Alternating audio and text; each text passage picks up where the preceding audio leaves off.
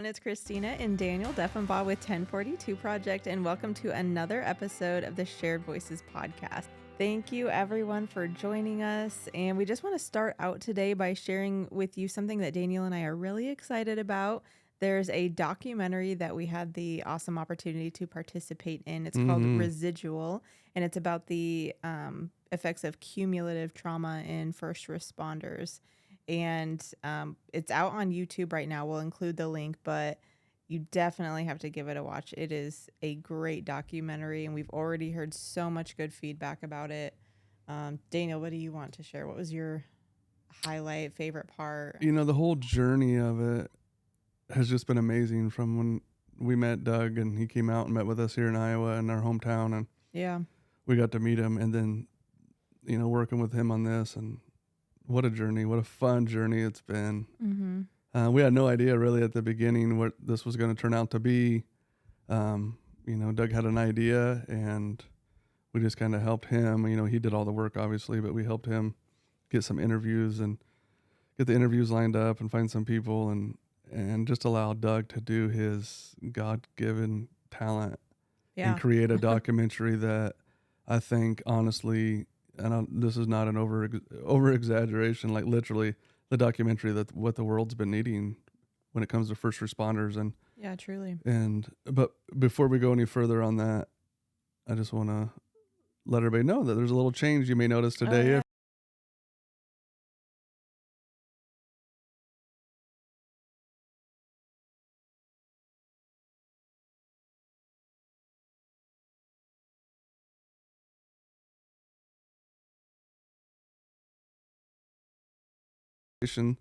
We are going to remove the video part of it right now, and it'll be just an audio. Makes it a lot simpler to where we can get content out at a regular basis. Right now, it's just my wife and I, and as we grow, we will probably go back to doing video eventually. Yeah. But for now, we're going to do audio, and that's where most of our listeners are coming anyway. Yeah, it was kind of one of those things where, we had a lot of moving pieces, and we just had the discussion of like, maybe we should do for us what our heart is to do for all the first responders and their families that we come in contact with. We want to remove the barriers for them. So this was one of those times where we had to remove the barrier for us, and that's where it landed. We're doing audio only for a while, but I'm excited. I think it's going to be good. Yeah, me too. And then, so for people that's already been listening on audio, nothing's really changing for you. Yeah. For people who watch on video, we still be doing some of the podcasts with video when we go on site to like Godspeed Equine or places like that, where we do our podcast remotely. We may bring a camera just for people to watch and to see where the facilities we're at, as we go around and meet different resources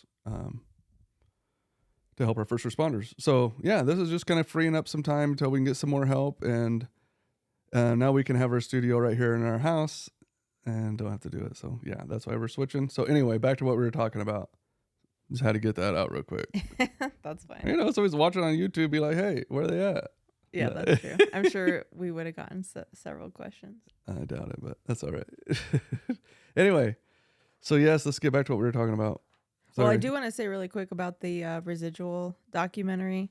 For those of you that haven't watched it, Yeah, I think it's great for seriously everyone to give this a watch, whether you're a first responder, a family member of a first responder, friend of a first responder, or even just like a citizen. Part of the general public is a very informative and stigma breaking, honestly, documentary. And so if you're in the first responder community, what it offers you is a really good insight into what's going on with the first responders around you. You will very likely identify with a lot of it and really understand what these folks are talking about.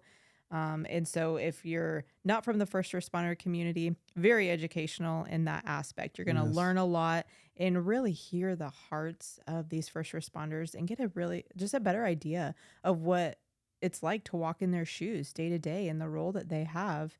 And then another thing that I love is that Doug did a great job of highlighting various different treatment opportunities. Yes. So it is hopeful as well. Parts of it are heavy, and it is realistic. But there is a huge highlight of hope, and we just love that so much. There's a multitude of options when it comes to treatments, and that's one of the things that we love doing is connecting folks to the treatment that they'd like to move forward with. And he really did include a good variety, not just your typical, like, the main ones that everybody hears about, talk therapy, stuff like that. Yeah, Just, which are all good, but yeah, yeah, so for sure. But it's also good to have lots of tools in your tool belt.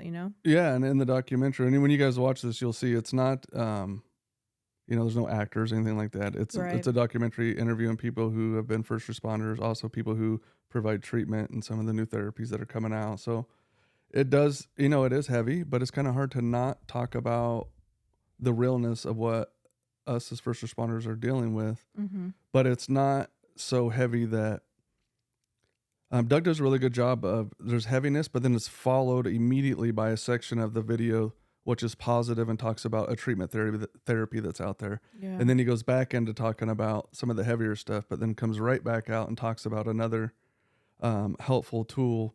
So it's a journey that he kind of takes you on, Yeah. and since it's been out, it's only been out like a week, and it's really taken off. One of the things I've heard already is for people that were not first responders Mm-hmm. that watched it said, "Wow, I had no idea." Yeah, we hear that a lot. And as a first responder, honestly, I to me, it's like, how could you not know? But if they're not in that world, Mm-hmm. but It's one of those things where you don't know what you don't know. no, but just to hear them be like, not that we need sympathy. It has nothing to do with that. It's just about awareness. Right. We can't get our first responders help if there's not awareness in the public and the community to help with this. Right. Yeah. And then the first responders that have seen it have just been like, wow, this tells exactly what I feel. Mm-hmm. And everybody's journey is a little different, but this documentary, and he can only, it's only a 93-minute documentary, but he, in this 2-year journey that he went on as doing an investigation into mental health and first responders, I think he said, I'll have to ask him again as we went along this. I think he ended up doing 39 different treatment options Yeah. that he Sounds right. interviewed and learned about. Mm-hmm. So there's some in the documentary, but boy, there's a whole lot more he has that he's going to be releasing later with other treatment and stuff. And we'll release some through our 1042 website as well. We're going to work with him on that. Yeah. And so, Very cool. yeah,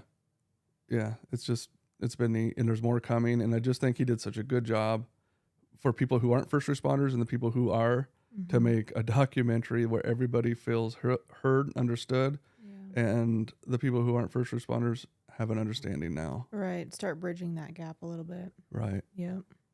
And that's what we're called to do, especially our organization, is to be a bridge. There's Yeah. the first responders that are out there hurting and don't know what to do with it. And then there's people that are coming up with new resources and therapies and stuff to help them, but they're not finding each other.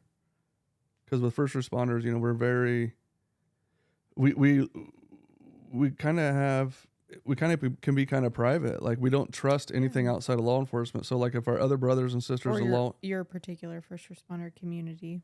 yeah. So if like somebody in the first responder community tries a therapy that works and they tell other first responders, then other first responders are open to try it because it came from another first responder. There's like a connection there. And Mm-hmm. that's what we want to be, is kind of be that bridge between the two, the people that are providing help and the people that need the help, because it's just not there right now. Right. Yep. Yeah. He did a great job with that. And we, as far as the video, it is out. Like she said, we'll put the link on there. Check it out. Trigger warning if you do watch it. Mm-hmm. Take it, if you're a first responder, anybody that deals with trauma, take it slow. If you need to stop it, watch it in segments, do so. Or make sure you've got a trusted person with you. Yes. Yeah. Yeah, because it can be very triggering. Yeah. But a powerful film. And 1042 Project, we plan on doing some showings around the state where we can have a place to show the film, invite the community and all the local first responders in that area of the state to come watch the film and do a panel afterwards to talk about the real issue that's going on with first responders and have an educational segment. with that. So that'll also is something we're working on. We don't have dates set yet, but we are working on getting those done, and I'm really looking forward to that.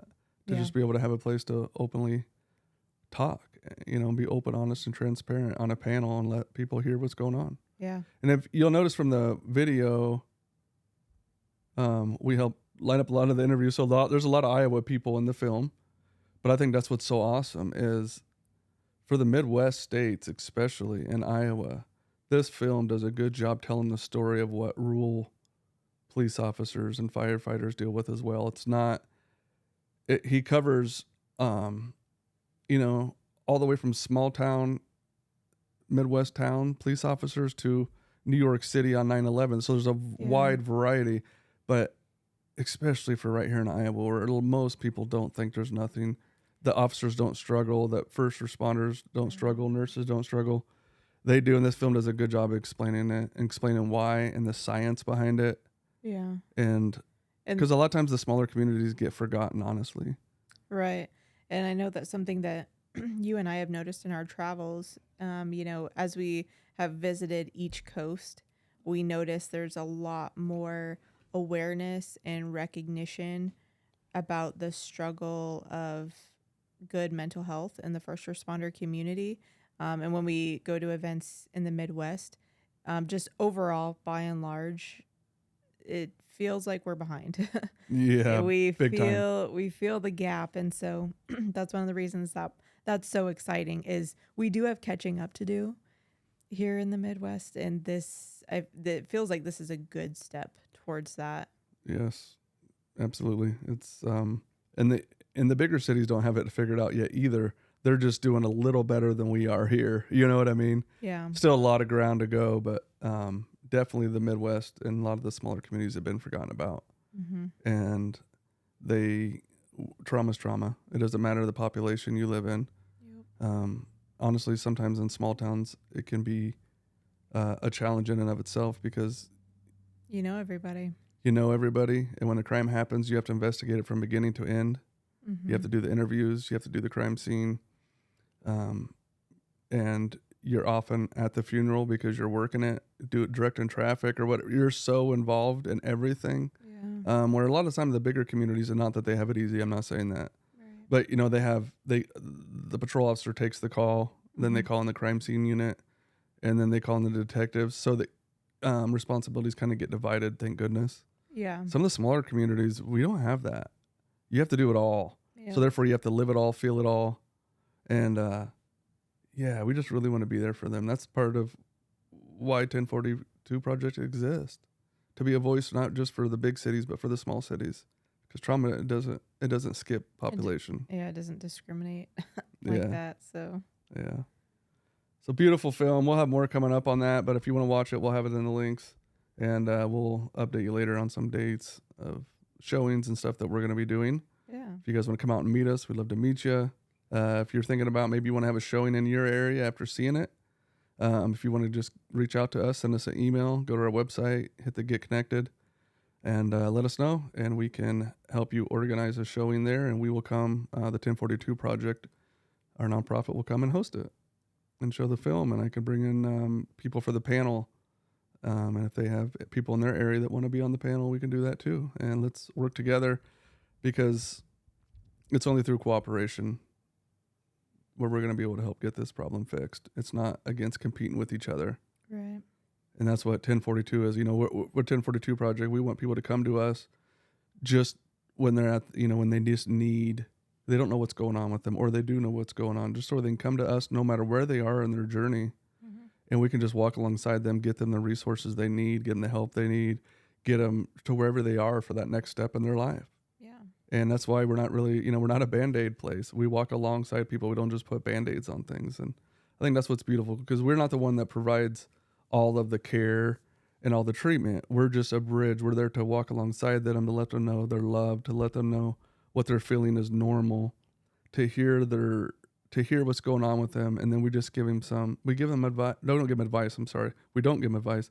We give them some options. Say, here's all the treatment. Here's the support around the United States. Here's where all this stuff is, and we have connections where we can help them get to that and help remove the barriers. And through different journeys of their careers in life, we can walk alongside them no matter where that is and help them get where they want to be. And that's what's beautiful about what we do. Yeah. We know we can't fix the problem by ourselves. We know it takes a community of cooperation to make this work. And that's what 1042 Project is. We want to work with all the resources out there, all the administrations, all of the first responders in the community, to where people have like a hub to come to just to get some clarity and some direction of what's out there and where to go. Because I know when I went through my mental health stuff, I would have loved to have somebody walk alongside me, and I would have loved to have somebody where I could just show up in my weakness and not have to try to figure stuff out and Google to try to find things out. And it gets so frustrating, and people quit Yeah. and they get sicker, and sometimes they take their life. And we don't want that. We want where if you're just feeling like, I don't even know what's going on with me, or you're just starting your career and you say, I don't know, I feel fine, but I know well enough to know that I want to be equipped for my job. I want to be equipped for my career. Yeah. We want to start inviting you to our events now, to our outings now, to the stuff, all of the events we do, because we're a community, not just, we want you to hear about us and know about us and come to our events, even before you start having issues right off the bat, Yeah. because we want to help you stay equipped. Because we go into our work every day, it's like a battle, Mm-hmm. and we only have the tools that we have in us. Yeah, and having that strong sense of community and support system is a real game changer, because if you've built these avenues that you can access at any time, then those don't go away. Yeah, and we need help. I mean, that's another thing. If you're listening, we started this. If you've heard my story, I was going to end my life back in 2020. God put a calling on my life, which I didn't ask for at the time. He just set it on me, and I didn't end up taking my life. And instead, He put a new purpose on my life. Mm-hmm. And we started this back in 2020, not knowing how to even start a nonprofit. We just did it. We just started figuring it out, and it's been a rough road, because it's just you and we had to learn along the way. But number one, thank you for being so patient and always being by my side. But I got you. but we're now 3 years into it, and we are growing quickly and rapidly. We need help, as far as funding, as far as volunteers to help us with all aspects. Yeah. As we grow, clear down to the running the podcast equipment, the recording equipment, to helping meet with first responders who are struggling, to helping with the bookkeeping. We have several events that are going to be coming up that we're going to need people to help do event planning. And what else am I missing? There's a lot of opportunities we have for volunteer roles. Yeah. You want to share a couple of those? Another one would be if you're someone that's interested in social media engagement, Yes. someone that can really come alongside us in that way and kind of Run have the a good social handle media. of that. Yeah. And be sharing, because that's the thing is, 1042 Project and Daniel and I are always involved with somebody doing something. You just really never know. Each day looks different, but we're always doing something. And so it's a challenge, as you can imagine, I'm sure, to balance, doing the thing and recording and taking pictures of the thing and posting about the thing. And it's like a lot of steps. Yes, there's a lot that goes into it. And we've got a lot of new things that are coming out that we're going to need a lot of help with. Yeah. But it's all exciting, great fun. things. Oh, Yeah. it's exciting, fun stuff. And for those of you who don't know, my wife and I we do this full time. We left our jobs to start this nonprofit. We're not really getting paid, but we're still doing it. But we do this full time, and even with just the two of us doing it full time, the need for our services, the need for the help, has become awesomely. What am I trying to say? The word's getting out there, and people are reaching out to us as we want them to. Yeah. And we have room. Everybody, please reach out to us if you need help. I'm not saying we can't help out. But what I'm saying is, if you're listening and if there's something you've been thinking about getting involved in something positive, Mm-hmm. you want to get involved in a nonprofit, help restore lives and helping first responders just feel heard and help them get connected to the resources that are out there, planning, flight tickets for them, like we do in scheduling their travel to and from treatment or whatever it may be, whatever barrier it may be. We need people to help along with every aspect of what we do, especially as we lean into the giving back life activities.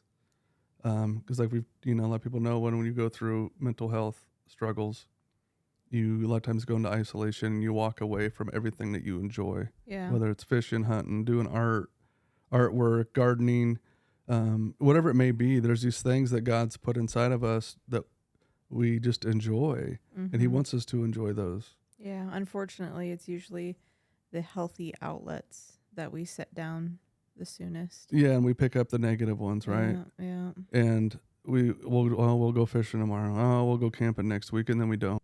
We're just a community who just loves everyone. We're not here again to judge. We're not here to shame anybody. I've been through the guilt and shame road for years on end with my addictions to pain pills and alcohol, and Mm-hmm. just went from a nice guy to a hardened heart, mean person. And there's healing out there for everybody, and our organization's just there to walk alongside of you. And I know you've heard me say this before, but I don't care if people just got hired or they just got fired. They are part of our community. Yep. Because I know when they pin that badge on, or when they, got sworn in as a firefighter or started their job as a nurse or whatever it may Your be. first day as a dispatcher. Yeah, dispatchers Brand are new to the corrections facility. yeah, gosh, our dispatchers, corrections, people who often get forgotten. Mm-hmm. Or training to be a medical examiner. Yeah, So when you started many. your career, none of us wanted. When I put on my badge, I didn't think, oh, gee, I hope in 14 years I'm an addict and I'm divorced and my home's foreclosed on and my career is being taken away, and that wasn't my dream. Yeah. I came into this job with hope and joy in my heart, and then Yeah. it just gets hardened. You see things so many times over and over that darken your heart. You start to hate everything. You start to not believe that anything's good.